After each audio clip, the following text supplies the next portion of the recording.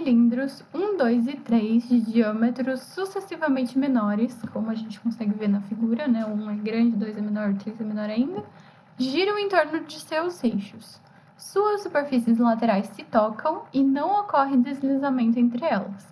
O cilindro 2 é posto em rotação com frequência constante.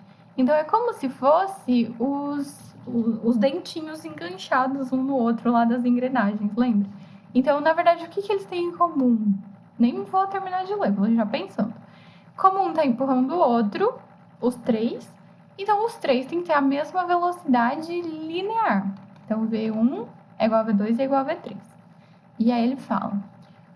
além disso, a gente sabe que o raio 1 é maior que o raio 2, que é maior do que o raio 3, né? Então, guardem essa informação aí do ladinho, tá na figura, na verdade, né? Aí sim a gente termina de ler.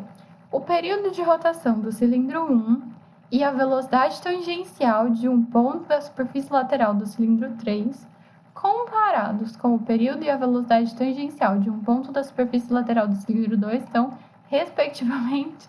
Gente, a parte mais difícil desse exercício é entender essa última frase, porque ele falou tudo de uma vez e botou um respectivamente ali. Vamos entender o que ele falou. Então, ó, o período de rotação do cilindro 1, vou marcar, é o T1.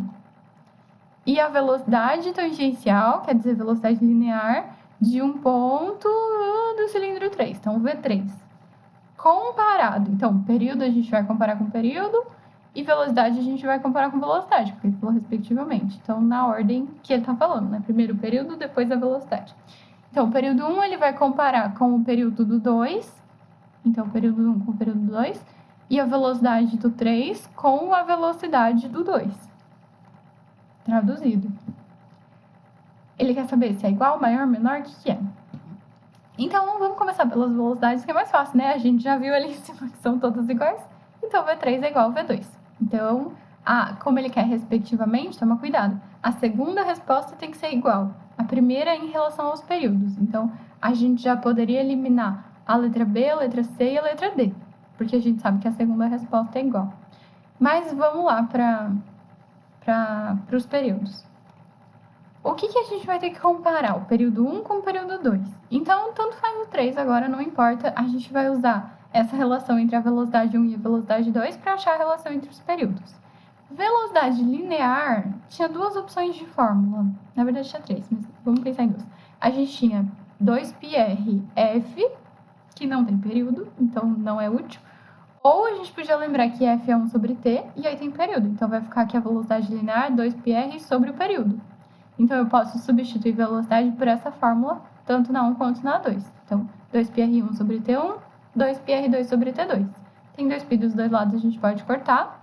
A gente fica que R1 dividido por T1 é igual a R2 dividido por T2. O que isso significa? Significa que se o raio do 1 eu sei que é maior, para isso dar a mesma coisa do outro lado, o raio dividido pelo período, o período também tem que ser maior, porque se eu tenho um número maior em cima, eu vou ter que ter um número maior embaixo para compensar. Entenderam a ideia?